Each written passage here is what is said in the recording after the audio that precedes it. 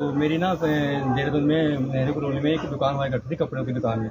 तो ये वहीं पर मुझे मिली थी कौन? ये रजनी गोसाई जो प्रेम नगर में कौन रहती है रजनी गोसाई? रजनी गोसाई वो है जिसको मैंने 8 लाख रुपए दिए थे। क्यों दिए थे आपने उसे? तो मैंने इसलिए दिए थे कि उसको मेरी दुकान में आते थे कपड़े लेने के लिए। तो इसने फ्रेंडली लोन दिया था। मैंने ये इसने बोला था कि मेरे घर में काफ़ी तंगी है, तो हस्बैंड की कोई जॉब वगैरह नहीं है, तो इसलिए मैंने इंटरेस्ट पे दे दिया उसे तक करके उसको 8 लाख रुपये दे दिए। कितने साल हो गए आपको? ये मैडम 3-4 साल हो गए मुझे इस बात में ना 8 लाख रुपये दिए 8 लाख कैसे दिए थे? मैडम। कुछ मैंने अकाउंट में डाले थे, कुछ मैंने कैश में दिए थे। तो इसने ही बोला था मुझे थोड़ा कैश दे दो, तो मुझे ज़रूरत है इसलिए।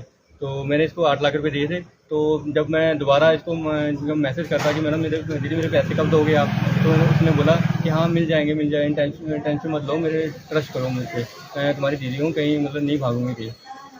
तो मैंने ट्रस्ट करके ऐसे दिन रोज़ बीतते गए। तो इसने बोला कि मेरी ना एक प्रॉपर्टी है सेवली कला में जो प्रेमनगर बनने वाला में, कि मैं वो प्लॉट तुम्हारे नाम कर देती हूँ, कि वो पैसे फिर मैं तुम्हें दे दूँगी, मतलब आधा हिस्सा जो है ना 3 हिस्से या 4 हिस्से वो तुम्हारे नाम कर देती हूँ। बाद में क्या हुआ, मैंने मतलब प्रॉपर्टी डीलर भी बुला लिया, तो बाद में ये कह रही है कि नहीं रेट थोड़ा ज़्यादा है, ये है कम है ज़्यादा है। फिर इसने फिर वो गिफ्ट डीड नहीं बनवाई। फिर इसने बोला कि मैं लोन करवा देती हूँ, 1 हफ्ते में सारा पैसा कवर हो जाएगा, कि तुम्हें मिल जाएंगे। तो फिर लोन वाले ने भी मना कर दिया कि इसको लोन नहीं मिल सकता, ये है वो। तो इसने बोला कि मैं तुम्हें चेक दे देती हूँ। जब मैंने इसको मतलब डेली परेशान करता रहा कि मुझे मेरे पैसे दे दो, मैं मतलब घर वाले में मतलब बहुत ज़रूरत है, मेरी साल भर की जो पूंजी है मैंने सब आपको रजनी गोसाई को दे रखी थी। तो उसने बोला कि चलो ठीक है मैं तुम्हें चेक दे देती हूँ, इसको आप मंडे को लगा देना। तो जैसे ही मैंने मंडे को लगाया तो 8 के 8 चेक क्या हो गया, इनफिनिशियल बैलेंस, मतलब कुछ 1 भी रुपया नहीं मिला उसमें। तो उस दौरान क्या हुआ, मैंने वो चेक बाउंस हो गए। तो फिर मैंने उसी दौरान मैं वकील साहब से गए, वकील साहब के पास गया। तो उन्होंने बोला कि अब ये चेक कोर्ट में लगा दो, मतलब चेक बाउंस हो गया है तो इस केस लगा दो। तो ऐसे मेरा 1-1.5 साल तक केस चलता रहा। इसको नोटिस पे नोटिस आता रहा, इसने कोई खबर नहीं ली। इसको मैंने व्हाट्सएप पे भी नोटिस करा कि इसको व्हाट्सएप पे भी अलर्ट कर दिया कि आपका ये मामला है, तो आप एक बार कोर्ट में पेश हो। इनके हस्बैंड को भी मैंने व्हाट्सएप पे किया, इसने कोई इंटरेस्ट नहीं दिखाया कि जो भी होने दो। तो हाँ, उल्टा हमें धमकियाँ दे रही है कि मैं अपने बच्चों के साथ सुसाइड करके तुम्हारी सारी फैमिली को मतलब जेल के अंदर ढका दूंगी। कि कोई भी प्रशासन मतलब मेरी कोई सुनने के लिए तैयार नहीं है, कि कोई प्रशासन मतलब मैं सबको जेल में लेके घूमती हूँ। जो वारंट निकला हुआ है उनके खिलाफ में, तो क्या कार्रवाई पुलिस नहीं कर रही है उसमें?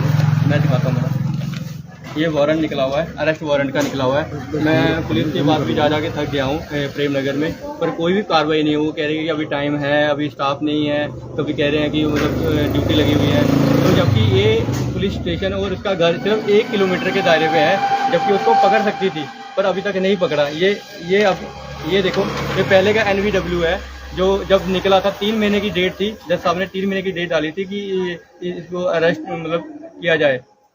मैं चक्कर काट के थक गया था प्रेम नगर में, पर कोई पुलिस ने कोई सू नहीं ली, ना इसको अरेस्ट करा। तो जब इसके दिन नज़दीक आ गए कि अरेस्ट मतलब ये तारीख पड़ी थी 21/7 की 2022 की, तो तब तक इसने अपनी बेल बॉन्ड मतलब जमानत करवा ली थी लुधियाना जाके।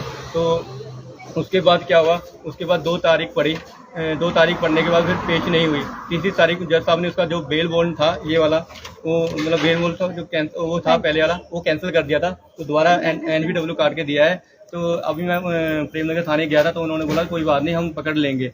तो मैं ये चाहता हूँ प्रशासन से, उत्तराखंड प्रशासन से यही मांग करना चाहता हूँ कि प्लीज़ उस लेडीज़ को जल्दी से जल्दी गिरफ्तार किया जाए, कि वो बाकी जो पीड़ित हैं देहरादून के प्रेमनगर में रहने वाले, वो डर के मारे उनके सामने खुल के सामने नहीं आ रहे। आपको चेक भी कि पुलिस वाले उन पे कार्रवाई नहीं कर पाते किस तरह की? मतलब ये मुझे नहीं पता कि क्या कारण है, क्या नहीं है, क्या पता मिली भुगत हो सकती है, जहाँ जान पहचान जहाँ बीजेपी का कोई अधिकारी होगा उसके साथ, जहाँ उसको जहाँ लीड कर रहा होगा, तो जहाँ उसके साथ जहाँ साठ-गांठ होगी इनकी कि नहीं। मैं हूँ उत्तराखंड का, मैं चाहता हूँ कि मुझे इंसाफ मिला जाए।